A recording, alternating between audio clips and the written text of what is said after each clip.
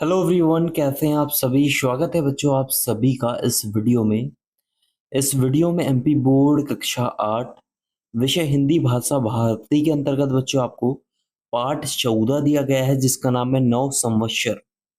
इस वीडियो में इस पाठ के सभी अभ्यास प्रश्नों के उत्तर हम आपको बताने वाले हैं, तो वीडियो को लास्ट तक जरूर देखते रहिएगा।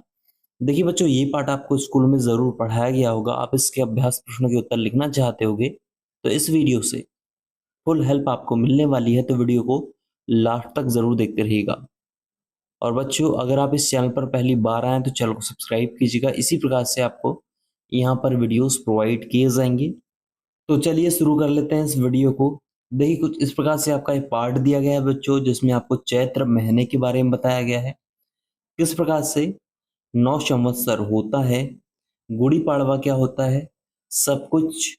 और समय की गणना प्राचीन समय में किस प्रकार से की जाती थी, ये सब कुछ इस पार्ट में आपको बताया गया है। ये आपने स्कूलों में जरूर पढ़ा होगा।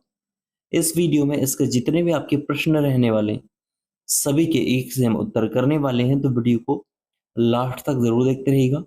और अगर बच्चों आप इस चैनल पर पहली बार आए हैं तो चैनल को सब्सक्राइब करना है, क्योंकि इसी प्रकार से आपको यहाँ पर वीडियोस प्रोवाइड किए जाते हैं। तो चैनल को सब्सक्राइब जरूर करना है, अपने सभी दोस्तों के साथ इस वीडियो को शेयर करना है, ताकि उनकी हेल्प हो सके। देखिए, यहाँ से आपका अभ्यास प्रश्न शुरू हो जाता है। बोध प्रश्न आपको दिया गया है, जिसमें सबसे पहला प्रश्न बच्चों आपके सामने यहाँ पर कुछ इस प्रकार से है कि निम्नलिखित शब्दों के अर्थ शब्दकोश से खोजकर लिखिए। ये आपको बोला गया है, शब्दकोश से आपको जो है अर्थ खोजकर लिखना है। तो चलिए देख लेते हैं। नौ संवत्सर का अर्थ क्या हो जाएगा? एक वर्ष की अवधि का समय। मत्स्य अर्थात मछली। उत्सव का अर्थ हो जाएगा पर्व या त्योहार। कार्तिक आदि का अर्थ हो जाएगा कार्तिक माह से प्रारंभ होने वाला। अमांत का क्या हो जाएगा? अमावस्या को समाप्त होने वाला पक्ष। श्रृंगार में लिखना है सजावट, सजना, सजाना। जयंती में हो जाएगा जन्मदिन। पीर का अर्थ हो जाएगा संत महात्मा। सृष्टि में लिखना है संसार। वध हो जाएगा मार देना या नष्ट कर देना। चैत्र आदि, चैत्र माह से शुरू होने वाला। पूर्णिमांत अर्थात पूर्णिमासी को समाप्त होने वाला पक्ष। ऋतु, मौसम हो जाएगा। संवर्धन, विकास, वृद्धि, बढ़ोतरी। आताई, कष्ट पहुंचाने वाला, अत्याचारी। तो ऐसे आपको पूरा नोट करना है। ये आपके पहले प्रश्न का पूरा उत्तर हो जाएगा बच्चों, नोट कर लीजिएगा। चलिए आगे हम बढ़ेंगे। तो आगे देखिए, आपका प्रश्न क्रमांक आपका 2 है। यहाँ से जो शुरू हो जाता है, इसके जितने भी आपके प्रश्न रहते हैं सभी के उत्तर हम करने वाले हैं। वीडियो को देखते रहिए। दूसरा प्रश्न है कि निम्नलिखित प्रश्नों के उत्तर संक्षेप में लिखिए। प्रश्नों के उत्तर संक्षेप में आपको लिखना है। सबसे पहले 5 प्रश्न आपको दिए गए दूसरे प्रश्न में। चलिए एक एक से सभी प्रश्नों के उत्तर हम देखेंगे। पहला, नौ संवत्सर से क्या तात्पर्य है? उत्तर हो जाएगा नौ संवत्सर से तात्पर्य है नए वर्ष का प्रारंभ। यह नौ संवत्सर चैत्र मास के शुक्ल पक्ष की प्रतिपदा से शुरू होता है। यह आपके पहले प्रश्न का उत्तर है बच्चों, नोट कर लीजिएगा। चलिए दूसरा, गुड़ी पड़वा नाम का क्या अर्थ है? उत्तर हो जाएगा गुड़ी का अर्थ है ध्वज या झंडी। पड़वा का अर्थ है प्रतिपदा। लोक में एक परंपरा व्याप्त है, उसके अनुसार यह माना जाता है कि इसी दिन श्री रामचंद्र जी ने किष्किंधा के राजा बाली का वध किया और उसे शिक्षाचारी राज्य का अंत कर दिया। बाली वध के बाद वहां की प्रजा ने पताकाएं फहराई और उत्सव मनाया। इन पताकाओं को महाराष्ट्र में गुड़ी कहते हैं। आज भी वहां इस दिन आंगन में बांस के सहारे गुड़ी खड़ी की जाती है, इसलिए चैत्र शुक्ल प्रतिपदा को गुड़ी पड़वा कहा जाता है। ऐसे आपको लिख देना है दूसरे प्रश्न का उत्तर। चलिए तीसरा, विक्रम संवत किसने प्रारंभ किया? ये आपको बताना है, किसने प्रारंभ किया। उत्तर बच्चों आपकी स्क्रीन पर है कि विक्रम संवत किसने प्रारंभ किया। उत्तर कैसे लिखना है? उज्जैनी के महान सम्राट विक्रमादित्य ने विदेशी आक्रमणकारी शकों पर विजय प्राप्त की। इस विजय की खुशी में उन्होंने विक्रम संवत आरंभ किया। यह विक्रम संवत ईशा के ईसवी सन से 57 वर्ष पूर्व प्रारंभ किया गया? तीसरे प्रश्न का उत्तर नोट करना है। चौथा, बसंत ऋतु का आगमन किस भारतीय माह में होता है? उत्तर हो जाएगा बसंत ऋतु का आगमन चैत्र माह में होता है। अगला है कि दक्षिण भारत में विक्रम संवत का प्रारंभ किस भारतीय मास से होता है? उत्तर हो जाएगा दक्षिण भारत में विक्रम संवत का प्रारंभ कार्तिक मास से होता है। ये आपके पांचवें प्रश्न का उत्तर है, इसको भी नोट करना है बच्चों। चलिए आगे हम बढ़ेंगे। तो देखिए तीसरा प्रश्न है कि रिक्त स्थान की पूर्ति कीजिए। पहला, चैती चांद का पर्व खालिस्तान की जयंती के रूप में मनाते हैं तो भगवान झूलेलाल, ये आपको याद रखना है। अगला, प्रत्येक 4 वर्ष बाद अतिरिक्त माह को अधिक मास कहते हैं। अधिक आ जाएगा, अधिक माह। अगला, नवरात्रि बासंती चैत्र माह में तथा नवरात्रि शारदीय कार्तिक माह में आती है तो चैत्र और कार्तिक हो जाएगा यहाँ पर, ये आपको नोट करना है। चलिए आगे हम बढ़ेंगे बच्चों। यहाँ पर आपके विस्तार से आपको प्रश्नों के उत्तर लिखने को बोले गए हैं। कैसे लिखना है सभी के उत्तर मैं आपको बताने वाला हूँ, वीडियो को देखते रहिएगा। विस्तार से लिखना है आपको। यहाँ पर टोटल 6 प्रश्न दिए गए हैं। पहला, संवत्सरों का नामकरण किस प्रकार किया जाता है? उत्तर हो जाएगा संवत्सर का उपयोग समय की गणना के लिए 1 वर्ष की अवधि के अर्थ में किया जाता है।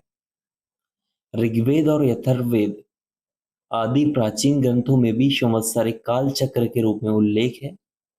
इस प्रकार समय की गणना करने की विधि अति प्राचीन है। जिस तरह हमारे यहाँ दिनों और महीनों के नाम दिए गए हैं उसी तरह संवत्सरों का भी नामकरण किया गया है। ये 60 वर्ष बाद पुनः एक चक्र के रूप में आते रहते हैं। विक्रम संवत 2063 का नाम विकारी नामक संवत्सर है। इसके पहले के 2 संवत्सर का नाम हेमलंब नाम तथा विलंब नाम संवत्सर थे। ये आपको पहले प्रश्न का उत्तर लिखना है बच्चों। आपको यहाँ पर विस्तार से उत्तर लिखने को बोला गया है, पूरा उत्तर नोट करना है। चलिए दूसरा, भगवान झूलेलाल की पूजा क्यों की जाती है? उत्तर हो जाएगा भगवान झूलेलाल की पूजा इसलिए की जाती है कि वह सांप्रदायिक सद्भाव और एकता के प्रतीक है। उन्होंने संपूर्ण मानव जाति के कल्याण की समानता के आधार पर स्थापित धर्म की सराहना की। उन्होंने धर्म के सच्चे स्वरूप का विवेचन कर लोगों को सही आचरण करने की सलाह दी। उन्होंने तत्कालीन मुस्लिम शासकों को कट्टरपंथी रुख न अपनाने के लिए विनती की। उन्होंने सांप्रदायिक सद्भाव और एकता कायम रखने के लिए लोगों को बताया कि शक्ति एक है, ईश्वर एक है, अल्लाह एक है, उसके नाम व रूप अनेक है। भगवान झूलेलाल ने सभी लोगों को विनम्रता और अपने कर्तव्य धर्म का पालन करने का उपदेश दिया। ऐसे आपको दूसरे प्रश्न का उत्तर नोट करना है बच्चों, ये पूरा उत्तर हो जाएगा। हम सभी प्रश्नों के उत्तर देखने वाले हैं। तीसरा, सौर वर्ष और चंद्र वर्ष में क्या अंतर है? उत्तर हो जाएगा कि यह पृथ्वी सूर्य की परिक्रमा लगभग 365 दिन में करती है। यह अवधि एक नक्षत्र सौर वर्ष कहलाती है, जबकि चंद्र वर्ष लगभग 354 दिन का होता है। इसे 360 तिथियों में बांटते हैं। सौर वर्ष और चंद्र वर्ष में सामंजस्य बनाने के लिए प्रत्येक 32 या 33 चंद्रमासों के बाद एक अतिरिक्त चंद्रमास जोड़ा दिया जाता है। इस अतिरिक्त मास को अधिक मास या मलमास या लौंद का महीना कहते हैं। जिस वर्ष लौद का महीना होता है उस वर्ष चंद्र वर्ष 13 महीने का होता है। ये आपको नोट करना है। तीसरे प्रश्न का उत्तर। अगला, सौर वर्ष और चंद्र वर्ष के सामंजस्य के लिए क्या विधि अपनाते हैं? उत्तर हो जाएगा चंद्र वर्ष में लगभग 354 दिन होते हैं, इसे 360 तिथियों में बांटते हैं। सौर वर्ष और चंद्र वर्ष में सामंजस्य बनाने के लिए प्रत्येक 32 या 33 चंद्रमासों के बाद एक अतिरिक्त चंद्रमास जोड़ दिया जाता है। सौर वर्ष में 365 दिन होते हैं। इस सौर वर्ष के कारण ही ऋतुओं में परिवर्तन होता है। सौर वर्ष में 12 महीने होते हैं, जबकि चंद्र वर्ष में 13 महीने होते हैं। तो आपको पूरा प्रश्न का उत्तर नोट करना है बच्चों। अगला प्रश्न बच्चों है कि विक्रम संवत के अनुसार वर्ष के महीनों के नाम लिखिए। उत्तर हो जाएगा विक्रम संवत के अनुसार वर्ष के महीनों के नाम निम्न प्रकार है। पहला चैत्र, बैसाख, ज्येष्ठ, आषाढ़, श्रावण, भाद्रपद, आश्विन जिसे क्वार भी कहा जाता है, कार्तिक, मार्गशीर्ष, पौष, माघ, फाल्गुन। टोटल आपको 1 से लेकर 12 महीने के नाम लिखने हैं। उत्तर है, नोट कर लीजिएगा, पूरा नोट करना है बच्चों उत्तर। चलिए अगला प्रश्न है कि विक्रम संवत की प्रथम तिथि में कौन कौन से प्रसंग जुड़े हैं, लिखिए। उत्तर हो जाएगा विक्रम संवत को प्रथम तिथि को गुड़ी पड़वा कहते हैं। इस दिन से भारतीय नव वर्ष या संवत्सर का प्रारंभ होता है। इसे चैत्र शुक्ल प्रतिपदा भी कहते हैं। प्रजापति ब्रह्मा ने इसी तिथि को सृष्टि का सृजन किया। भगवान विष्णु ने भी इसी तिथि को मत्स्य अवतार के रूप में अपना अवतार लिया था। साथ ही यह भी कहा जाता है कि सतयुग का प्रारंभ भी इसी तिथि को हुआ था। इसी प्रतिपदा को पड़वा के दिन भगवान श्री रामचंद्र जी ने किष्किंधा के राजा बाली का वध किया और उसे स्वेच्छाचारी राज्य का अंत किया था। बाली वध के बाद प्रजा ने पताकाएं बनाई, उन्हें फहराया गया और उत्सव मनाया गया। झंडियों को गुड़ी कहते हैं, इसलिए इस तिथि को गुड़ी पड़वा कहते हैं। इस तरह इस तिथि से अनेक प्रसंग जुड़े हैं। पूरा बच्चों उत्तर नोट करना है, इस प्रकार से उत्तर हो जाएगा। चलिए आगे हम बढ़ेंगे। आगे आपका भाषा अध्ययन देखिए यहां से शुरू हो जाता है, जिसमें पहला प्रश्न आपके सामने है। पहला प्रश्न क्या है कि निम्नलिखित शब्दों का शुद्ध उच्चारण कीजिए और अपने वाक्यों में प्रयोग कीजिए। चलिए सबसे पहले मेरे साथ एक बार शुद्ध उच्चारण आप कीजिए, फिर वाक्य प्रयोग हम देखेंगे। चैत्र, पौराणिक, किष्किंधा, ऋग्वेद, अथर्ववेद, पूर्णिमा, विक्रमादित्य, स्वेच्छाचारी, ऐसे आपको इसका उच्चारण करना है। फिर आपको क्या करना है, इसका वाक्य प्रयोग करना है। तो वाक्य प्रयोग हो जाएगा चैत्र, चैत्र मास में बसंती हवाएं चलती है। पौराणिक का हो जाएगा भारतवर्ष में अनेक पौराणिक कथाएं प्रचलित है। किष्किंधा का हो जाएगा किष्किंधा में बाली का शासन था। ऋग्वेद का हो जाएगा ऋग्वेद सबसे प्राचीन ग्रंथ है। अथर्ववेद का हो जाएगा अथर्ववेद पर अभी तक अधिक शोध नहीं हुआ है। पूर्णिमा का हो जाएगा पूर्णिमा के दिन हम सभी उपवास करते हैं। विक्रमादित्य का हो जाएगा बच्चों की विक्रमादित्य ने विक्रम संवत चलाया। स्वेच्छाचारी में हो जाएगा किष्किंधा राज्य का शासक स्वेच्छाचारी था। पूरा उत्तर आपके पहले प्रश्न का आपके स्क्रीन पर है, पूरा नोट कर लीजिएगा।